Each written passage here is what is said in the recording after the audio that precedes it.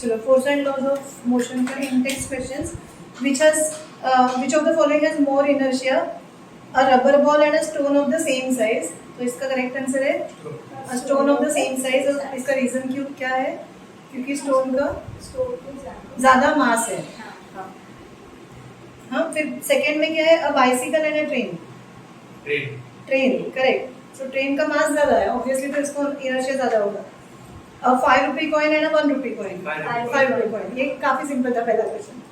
Okay, then in the following example, try to identify the number of times the velocity of the ball changes. कितने बार change हो रहा है, कहाँ कहाँ कब चेंज हो रहा है.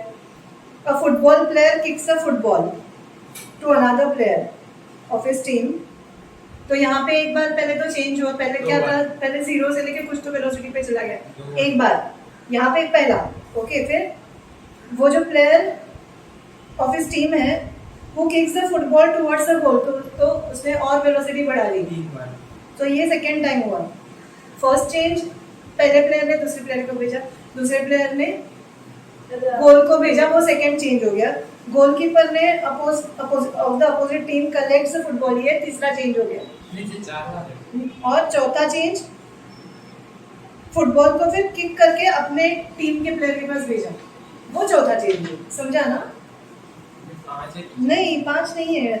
तुम बताओ मुझे कैसे हाईलाइट करो, मुझे 5 कौन से हैं? Football player kicks a football. हाँ, नहीं, अरे तुम ब्रेक करके क्यों पढ़ रहे हो? Kicks a football to another, पूरा सेंटेंस है ना वो. क्या कर रहे हो? मैं फुटबॉल प्लेयर हूँ, मैं किक कर रही हूँ तुम्हारे पास. तो मेरे पास आएगा, बाद में मैं रोक के मारूंगा ना. नहीं, पर वहाँ पे एक चेंज हुआ ना, यहाँ पे है कि नहीं? रुक के क्यों रोकोगे? रोक के क्यों मारोगे? जब तुम फुटबॉल खेलते हो तुम. हाँ, तो रोकते हो या उसके साथ बॉल आते रहते देखते हो, देखते देखते बॉल भी चल रहा होता है और तुम उसी को चलते हुए बॉल को किक मारते हो. रोकते हो क्या तुम? उसकी वेलोसिटी उल्टी और बढ़ाते हो ना, है कि नहीं? तो फर्स्ट चेंज के टू अनदर प्लेयर, ये अलग सेंटेंस नहीं है. पहला क्या है? अ football player kicks the ball football to another player of his team. तो वो वहाँ पे पहला वेलोसिटी चेंज हो रहा है. दूसरा, वो जो प्लेयर है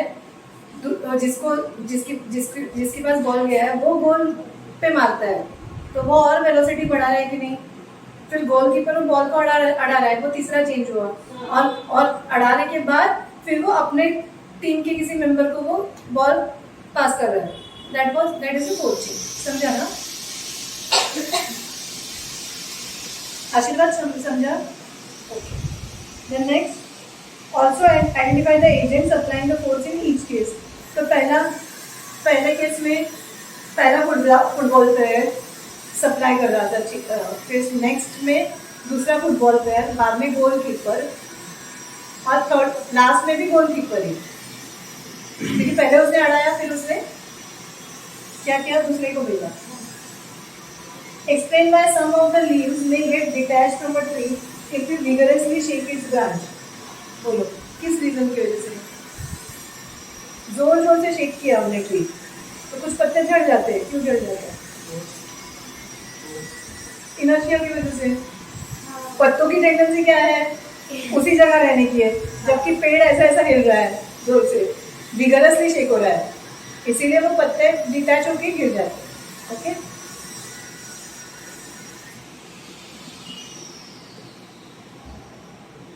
Why do you fall in the forward direction when a moving bus brakes to a stop and falls backwards when it accelerates from rest? Inertia की वजह से. लेकिन explanation कैसे देना है? When a moving bus brakes to a stop, our tendency is to still move. Our body our body has an inertia which makes it want to move ahead. That is why we fall forward. Okay. फिर उसके उल्टा क्या है? And falls backwards when it accelerates from rest. So when it accelerates from rest, our body is at rest, and that there is a sudden change because of which we fall backward. Okay. है inertia की वजह से. Okay. फिर next,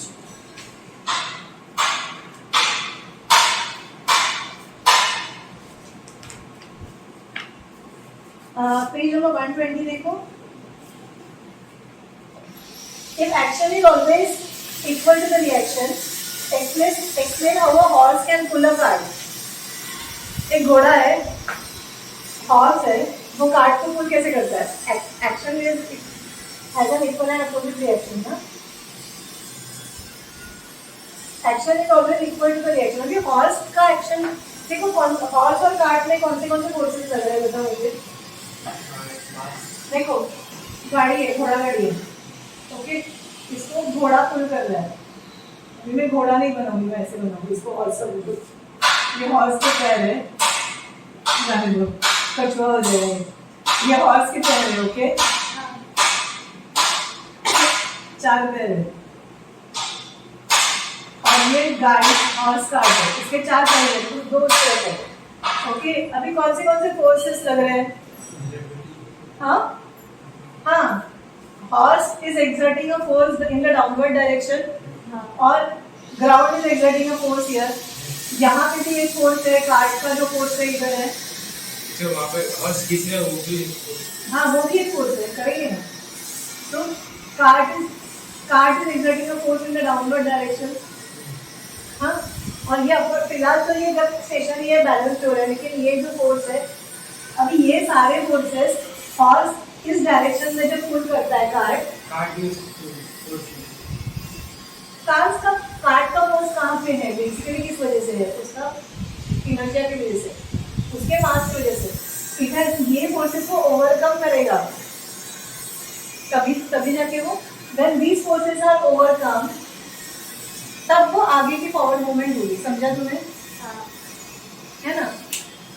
ground भी उसको एक दे रहा है ना, फोर्स दे रहा है. तो हम लोग भी तो खड़े हैं, हमारे ऊपर भी तो फोर्स आ रहा है, हम लोग चल नहीं पाते क्योंकि हम लोग कुछ तो एनर्जी लगा रहे हैं ना चलने के लिए. We are exerting a force which is more than what the ground is exerting on us, इसलिए हम लोग आगे चलते हैं. समझा? तो वैसे ही हॉर्स का भी वैसे ही है, ठीक है. So the horse has to overcome the frictional forces, which are there on the cart and itself. Explain why it is difficult for a fireman to hold a hose which ejects large amounts of water at high velocity. हाँ बोलो. होज में से जोर से पानी जा रहा है मतलब वहाँ पे एक मोमेंटम तैयार हो रहा है. हाँ नहीं, इक्वल है opposite, third law of motion. तो रिकॉइल, जैसे गन का कैसे रिकॉइल होता है, वैसे ही यहाँ पे भी होज का रिकॉइल होगा. उसको फोर्स लगा के वो पकड़ के रखना पड़ेगा. समझा? Then from a rifle of mass 4 kg, a bullet of mass 50 gram is fired. Rifle का मास क्या है? 4 kg. इस मास को हम लोग पकड़ेंगे M1. M1 is equal to 4 kg. Bullet का मास M2 क्या कितना है? 50 ग्राम. तो 50 ग्राम को हम लोग क्या बोलेंगे? We have to convert it ना? 200,000 upon 1000. केजी को ग्राम में कन्वर्शन के लिए मल्टीप्लाई करना पड़ेगा क्योंकि ग्राम छोटा है ना, तो अपॉन 1000 है. अपॉन 1000 मतलब कितना है? 0.05 केजी. एक जीरो इधर कैंसिल हो गया, 2 जीरो के लिए 2 डेसिमल आ गया. ओके, फिर fired with an initial velocity of 35 meters per second. Okay, calculate the recoil velocity of the action. Okay, so v1 क्या है? सॉरी v2 है, बुलेट की वेलोसिटी v2 पकड़ेंगे हम लोग, और v1 हमें पता करना है, रिकॉइल वेलोसिटी. ओके, सो v2 कितना है? 35 मीटर पर सेकेंड. ठीक है. अभी हमारा मोमेंटम क्या है? Law of conservation of momentum क्या बोलता है? जो स्टार्टिंग का मोमेंटम है वो ही बाद का मोमेंटम है. So by law of conservation of momentum,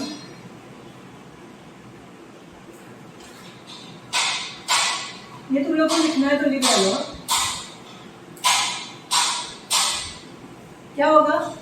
m1 v1 is equal to m2 v2. ठीक है. तो m1 is not 4 multiplied by v1 कितना है? 35. सॉरी, m1 इंटू v1 पता करना है गन का ना, और m2 v2 M2 is what 0.05 multiplied by 35. Okay, तो अपना V1 कितना होगा 0.05 मल्टीप्लाइड बाय 35. 4 इस तरफ आएगा, कैसे आएगा, यहाँ पे मल्टीप्लिकेशन है, उल्टा होकर डिवीजन हो जाएगा. हाँ, अभी कैंसलेशन करना है उसमें. ओके, सो कैंसलेशन करके देखो कितना आता है. V1 कितना है देखो.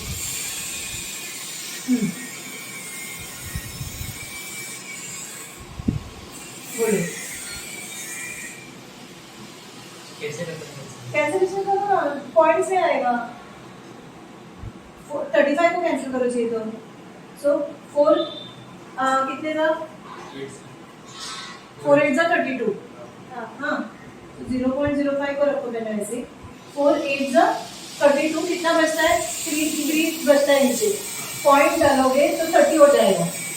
हाँ, देन 4 7 जा 28 है ना. कितना बचेगा 2 बचेगा. 2 हो जाएगा, उसके ऊपर 0 20 हो जाएगा. 4 5 जा 20. देखो लास्ट अपने चैप्टर में पढ़ा था ना, मैथ्स में पहले चैप्टर में पढ़ा था ना, क्या है 2 और 2 के पावर्स जो होते हैं वो क्या करते हैं. वहाँ पे हमें ये मिलने वाला है, टर्मिनेटिंग मिलने वाला है. तो कुछ तो डेफिनेट हमें मिलने वाला है ना. डेफिनेट तो 4 है 2 का पावर है कि नहीं. 2 5 10 ये सब जो है तो हमें डेफिनेट मतलब टर्मिनेटिंग ये मिल रहा है, डेसिमल पॉइंट डेसिमल प्लेसेस है ना.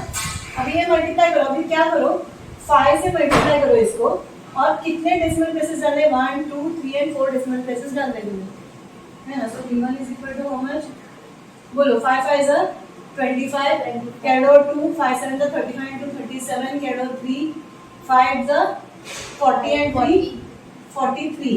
हाँ, सो 1 2 3 4 0.4375. इसको तुम लोगों को अप्रोक्सीमेशन करना है. तो ये वाला डिजिट ना 2 डेसिमल प्लेसेस में, ये 7 है ना 5 के ऊपर है, तो इसको तुम लोग you can also say V1 is equal to 0.44 क्या है मीटर पर सेकेंड. समझा. Approximating to 2 decimal places approximating करते हैं, तो इतना छोड़िए. ओके, चलो कॉपी कर लो. क्वेश्चन नंबर 4 देखो. 2 objects of masses 100 gram and 200 gram are moving along the same line and direction with velocities of 2 meter per second and 1 meter per second respectively. 2 objects है, एक का मास कितना है, आ जाओ इधर हटे.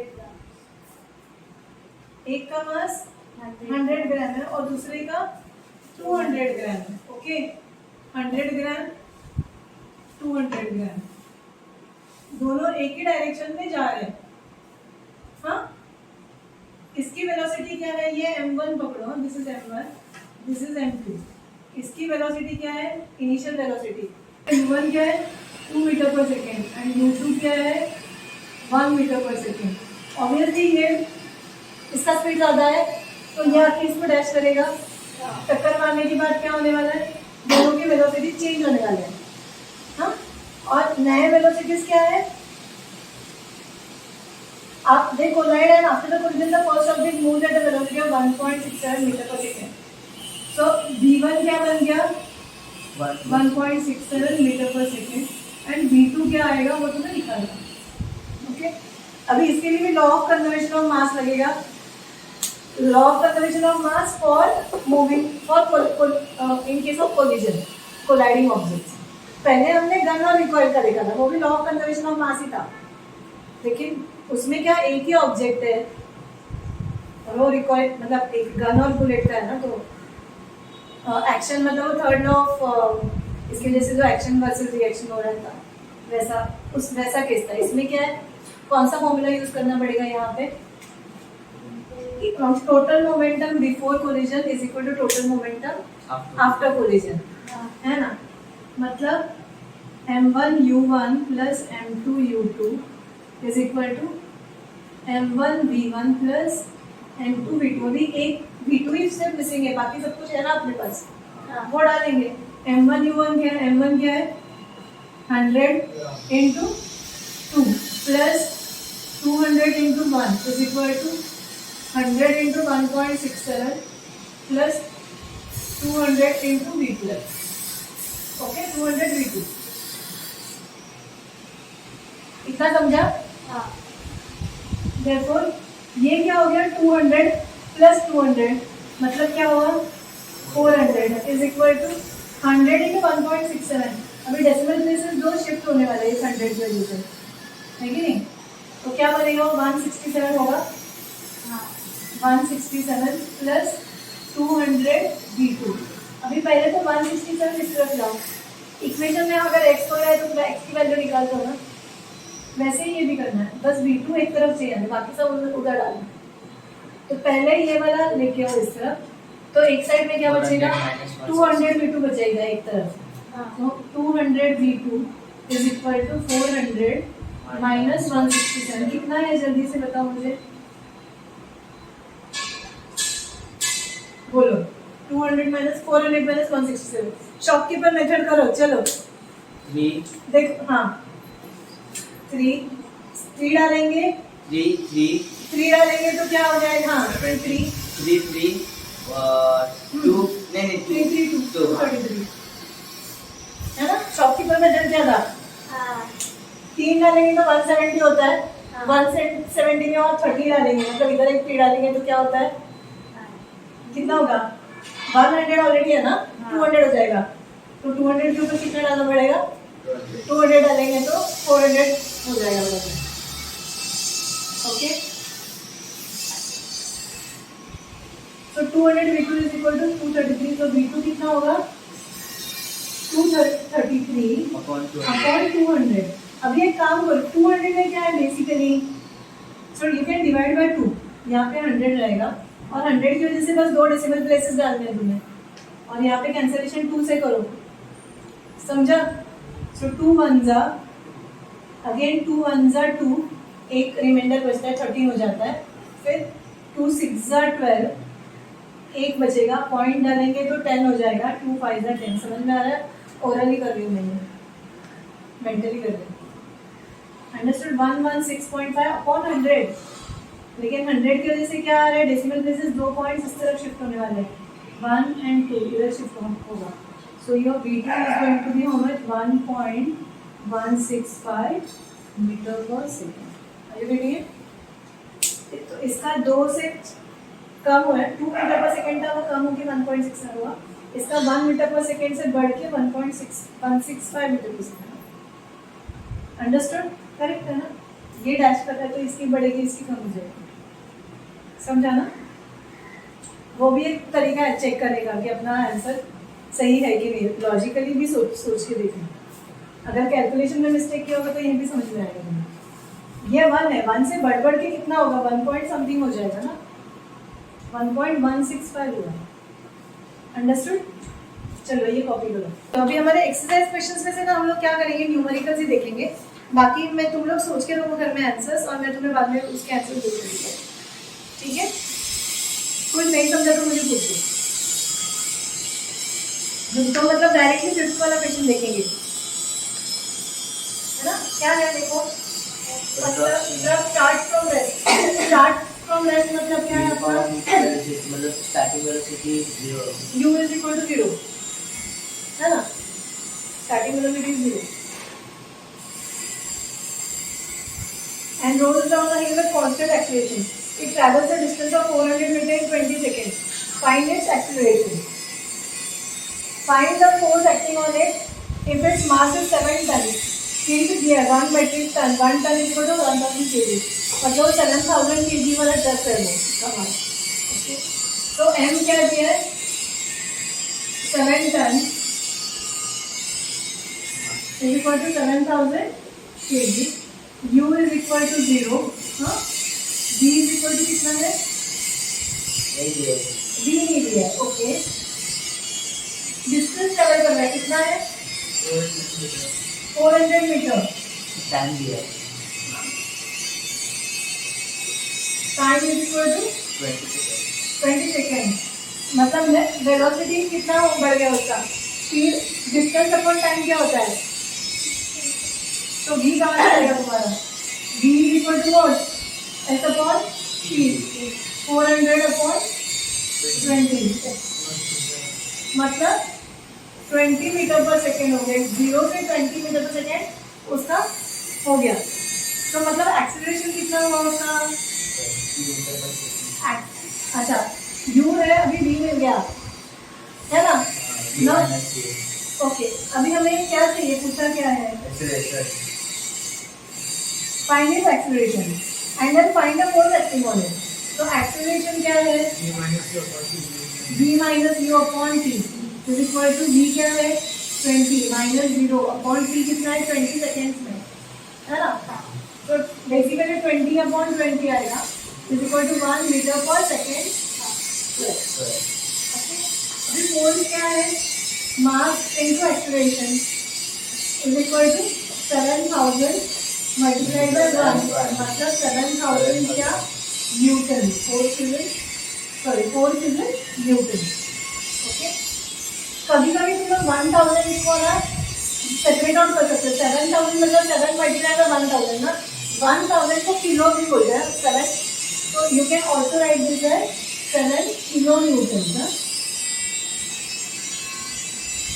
केजी कैसा होता है? 1000 ग्राम को हम लोग 1 केजी बोलते हैं, नहीं वैसे 7000 को 7 किलो न्यूटन बोलते हैं। अंडरस्टूड? ओके, जरूरी नहीं कि इसमें तुम लोग करो, तुम्हें अगर बच्चे सिखाएंगे स्कूल में ऐसे बताएंगे तो करो, बट आगे आगे जाके अगर साइंस लेते हो तुम लोग तो किलो न्यूटन वाले में कन्वर्जन होते। तो नेक्स्ट क्वेश्चन, ये अपना 5th क्वेश्चन था एक्सरसाइज का। तो नेक्स्ट क्वेश्चन देखो, a stone of 1 kg is thrown with the velocity of 20 meter per second across the frozen surface of a lake। अभी यहाँ पे 6th में देखो क्या है? Mass is equal to 1 kg, initial velocity कितनी है? 20 मीटर पर सेकेंड है, और final velocity comes at 2s, मतलब फाइनल वेलोसिटी 0।